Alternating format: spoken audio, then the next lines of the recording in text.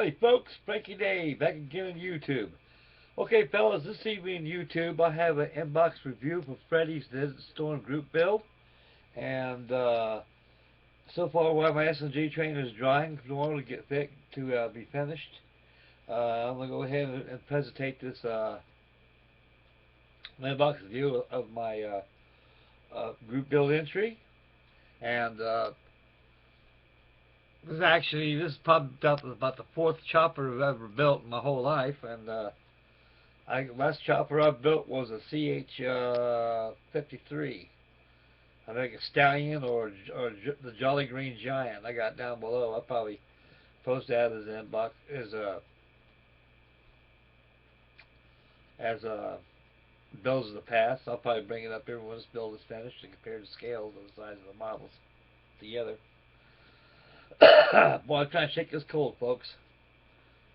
Okay, boys. Right now, I'm going to announce my my group my entry for Freddys Desert Storm group build.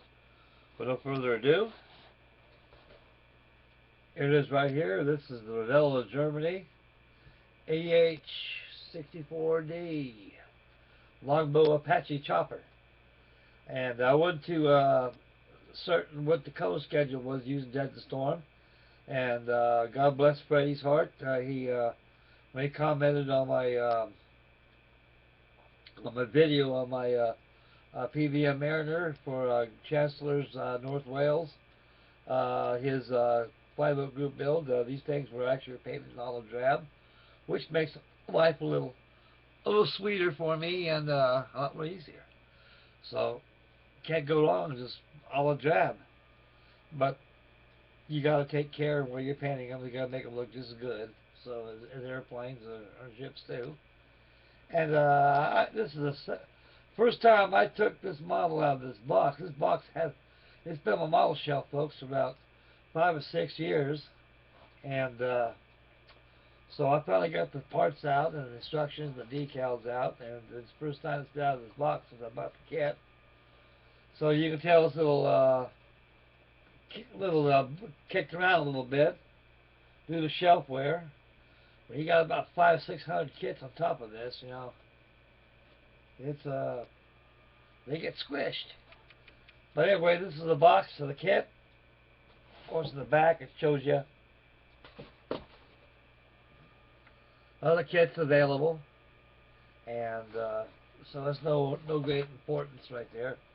There's advertisement. So this is the box of Revell, Germany, 1/48 scale, which is an excellent scale for choppers. And I was really amazed that the Apache was a pretty good sized chopper. I mean, it was big. I thought they were pretty small, but this is a pretty sizable chopper, to say the least. Okay, no chatter. We get along with the instructions and the rest of the inbox entry.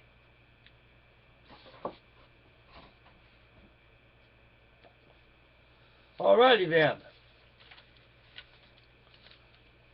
Starting out with the instructions, you see model instructions, you've seen them all. They're all treated the same way.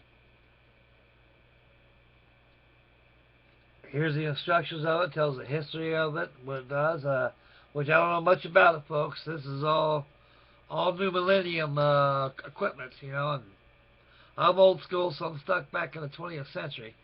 So with the 21st century stuff nowadays, I'm dumb and dumber when it comes to that stuff, because being an old fart in the wind like me, I'm old school, so I'm trying to be new school too, boys, you know, and this is new school as I got. There's this chopper here. It looks like a wonderful kit. What I looked at so far, it's beautiful. Okay, folks, starting out with the instructions right here. It tells you do's and don'ts, all bilingual, all kinds of codes right there with instructions as you go step by step on the instructions. It tells you, it has symbols of what's to be done on it, about time to dry with the clock, files, drill out, etc. like that. And right here is a call out for the paint numbers. Right over here is all the is a call out for the paint schedule. And a lot of it, as you can tell, it's all been prepared in Germany, and well, they label their color charts is like different than English and Americans. But anyway, folks, this is usually color call outs, and they probably deal with more or less their own brand of paint, Revels, which is small 10s, similar to that of Umbro. Okay, so being olive drab is going to make it easy for me. It's going to be OD all the way. So, it's going to be pretty easy. The next page has exploded views of the kit. It has full interior parts. It has pilots right there, as you can see over here. You got your pilots built like that. Old pens built like that. So I'm going to go ahead and put pilots in this one, fellas. Anyway, the instructions are treated all that way. Throughout, in the back of the instruction sheet, has different squadrons where the Apache was from. They got from Holland. They got some from the United Kingdom. They got this kit is optional. It can be either built as the Longbow, as used in the English Army, and also the United States Army. But this is going to be a Desert Storm ship, so I'm going to more or less build it. This ship right here. It's going to be all olive drab, OD all the way, folks. And so that's it with the instructions. So you get it pretty fast. You get the basic picture of the instructions. Okay, set that aside if I can find a spot.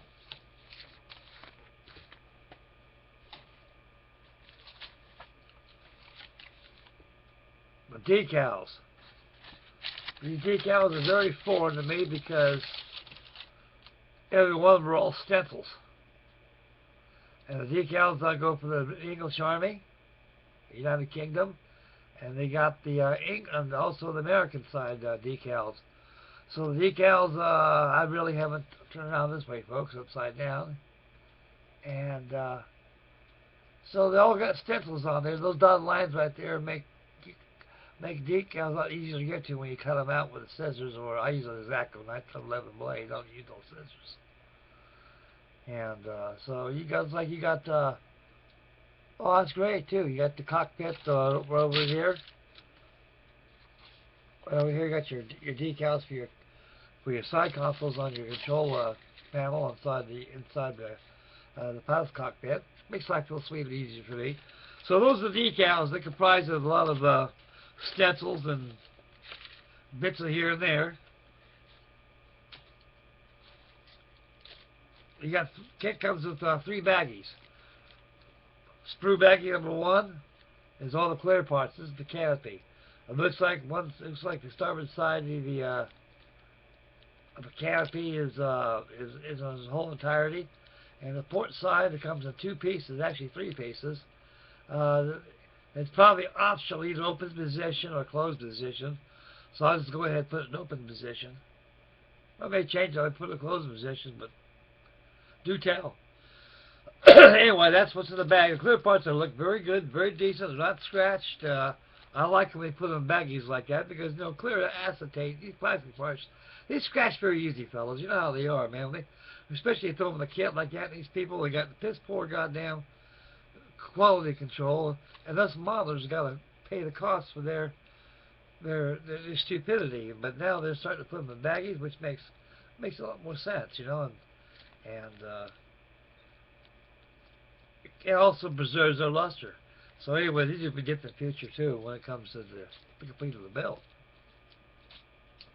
Okay, baggie number 2 is other parts and versions. It goes to the chopper itself. It's you got the other side of the chopper here, and this one here is probably a side pack. It's supposed to be for the English version only, and also the anti-radar dome they had on top of the main rotor was used. I imagine that's some kind of a radar, so to speak. I really don't know, folks, about choppers. I can tell you about the old ones, but this new state-of-the-art stuff nowadays, like I say, I'm dumb as dumb. Okay, sprue number 3 contains 2 sprues. It has a fuselage section of the chopper itself right here. And as I turn it around this way, you can see the rest of the parts of the tailplane. And you got a lot of ordnance equipment in there. and it's there.